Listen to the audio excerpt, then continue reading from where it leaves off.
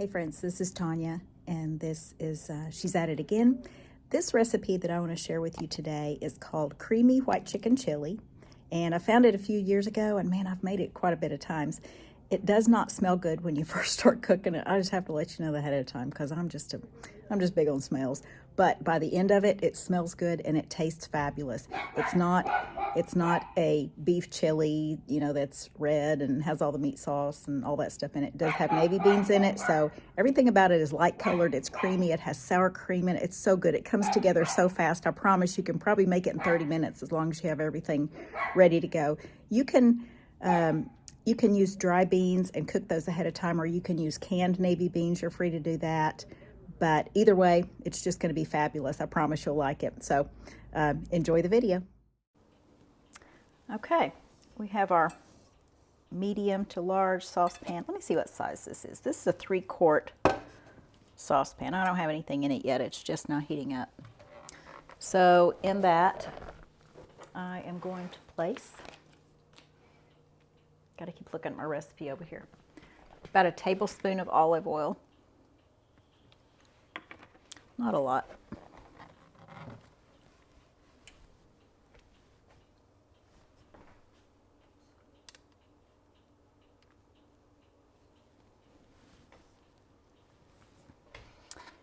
Then we're going to put in there a medium chopped yellow onion. This is more like a large chopped onion. Actually, it's two small onions, so that makes a large, right?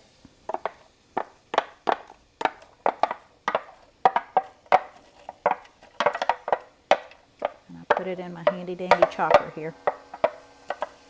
This actually does do a really good job. The only disadvantage to it is that you have to wash this instead of washing a knife, but it's really not that hard to wash, so I like it.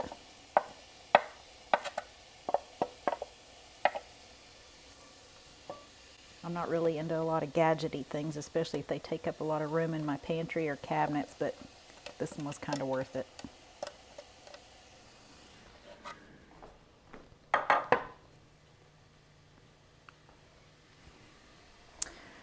All right, we're going to get our ground chicken. I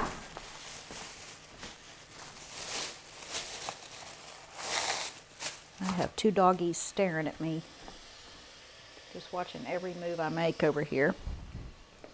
They think I'm going to give them something at any minute.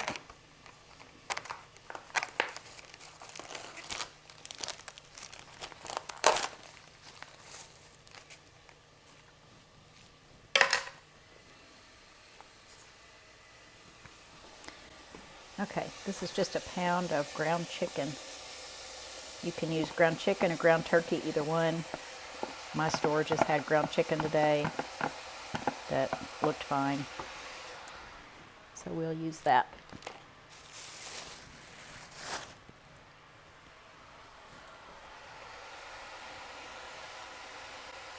And I'm putting this in there with the onions. It seems like when I cook it with onions, it helps to break it apart a little bit and keep it from clumping back together. So since the onions have to cook until they're transparent anyway, may as well put those in there and then put the meat in and kind of keep it separated as it's cooking, because you don't want big lumps of it. You want this to be pretty smooth. I'm going to turn my heat up just a bit so it's kind of like a medium to medium high.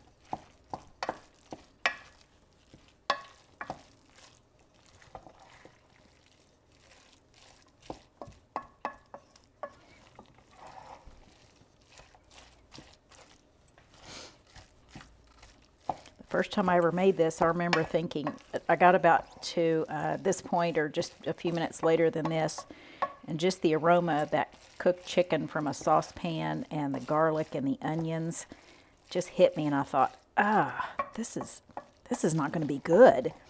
But by the end of it, it was so incredibly good, and every time we make it, none of it ever goes to waste. We eat it right away. Just leftovers are one of those things we just kind of sneak around and get those leftovers because they're so good. But I tell you what, when you first start cooking it with that ground chicken and the onions and stuff, it is not a pleasant smell. So it will surprise you at the end of how good it tastes, because it's kind of a funkiness to it. I'm not into funky smells, that's for sure. I want something to smell good the whole time, but unfortunately that's not how cooking works. Some things just are kind of stinky till you get to the end of it. This is one of those things. Luckily it does smell really good at the end though.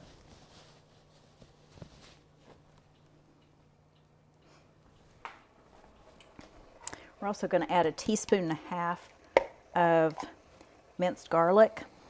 So we have that in this little jar here. So I'll just heap up 1 teaspoon. That'll be my 1.5 teaspoons.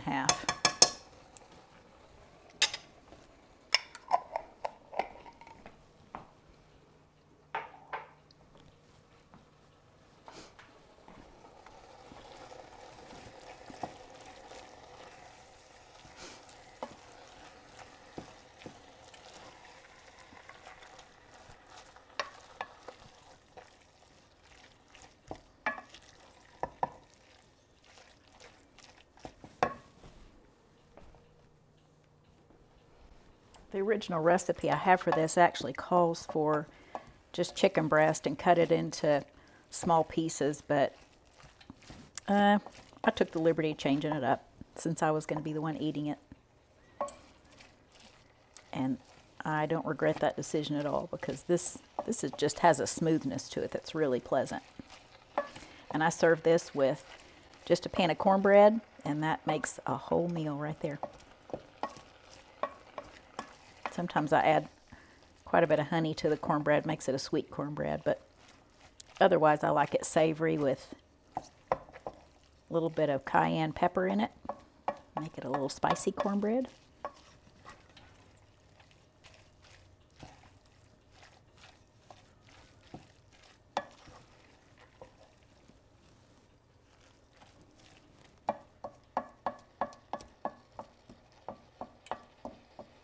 It's not as easy to tell when ground chicken or ground turkey gets cooked because the color doesn't change that much, but you can tell by the texture that it starts falling apart. It's not as sticky as what it was when it started out, so you'll know that it's cooked at that point.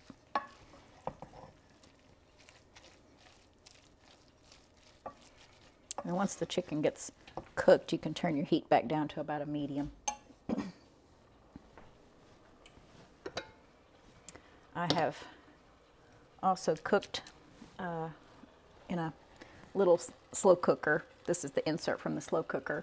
I've cooked 1 cup of dry navy beans, but you could substitute a couple of cans, or just regular cans of navy beans if you want to, and I go ahead and use the juice in with it too. But I just cooked mine in a slow cooker this morning when I decided what I was going to make, and they cook up pretty quick. They really do. I would say they were probably in that little slow cooker cooking on high for maybe 1.5 hours or 2 hours, and they were done. So even on the stovetop would probably cook even faster than that.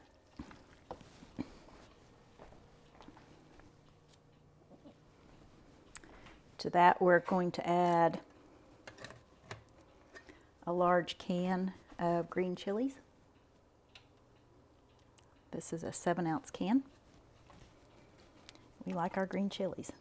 Now these are not hot. You can buy the hotter kind, but I mean you could even put jalapenos in there if you want to, but I just like the mild to medium green chilies. Those are fine with us.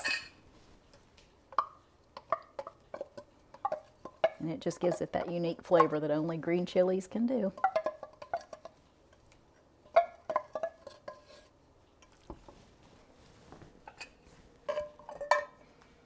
Okay, now you're probably looking at that going, that looks a little dry.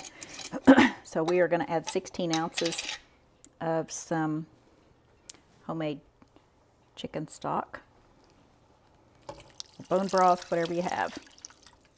Have to shake it up because some of that sediment normally settles to the bottom of the jar.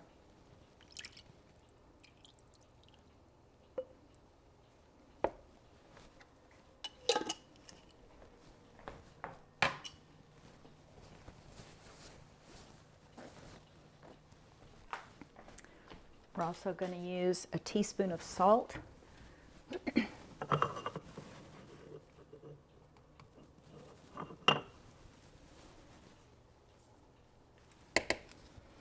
going to get a teaspoon of ground cumin.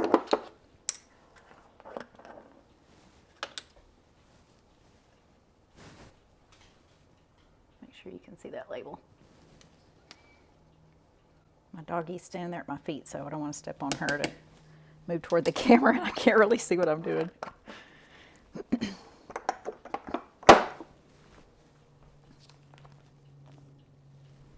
We're also going to add a teaspoon of dried oregano. So there's that.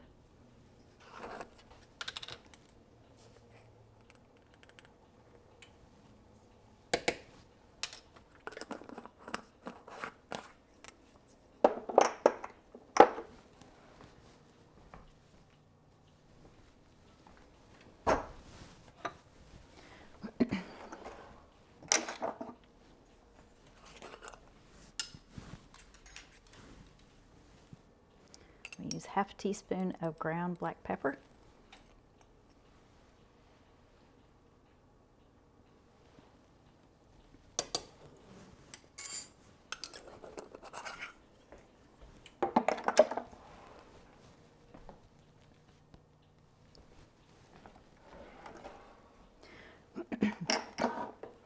We're going to add a little bit of cayenne to this. The original recipe called for 1/4 of a teaspoon, but I think I usually measure out closer to a half teaspoon, but whatever you like. It does add some spice to it, but it's not, a half teaspoon is not an overload of spice by any stretch of the imagination. Oh, let me show you the front of that. So that's cayenne pepper.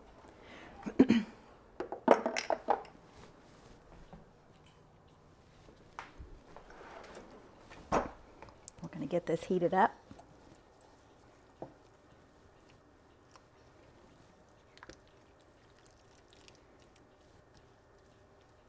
Let it not quite come to a rolling boil, but just get it heated up again. We keep walking to the refrigerator to get the sour cream, then put the sour cream up, and I keep forgetting to get my heavy cream and bring it over too. Man, I think my pan's going to be just barely big enough. I was thinking this is what I made it in last time, but maybe not. I've made this several times, but couldn't remember which pan.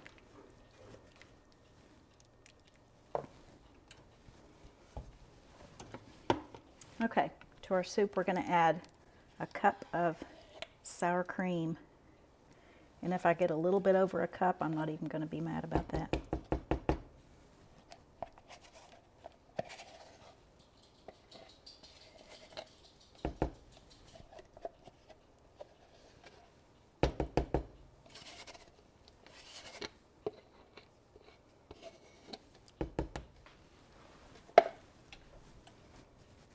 Get that stirred in well enough.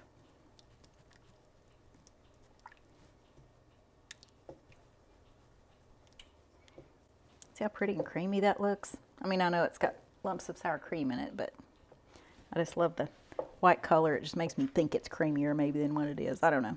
It's really good though.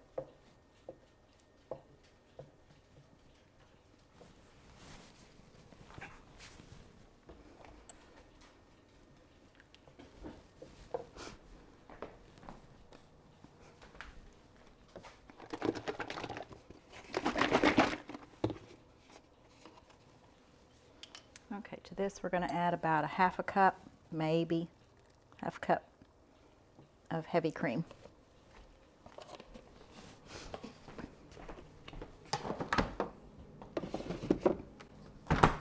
And believe it or not, that's it.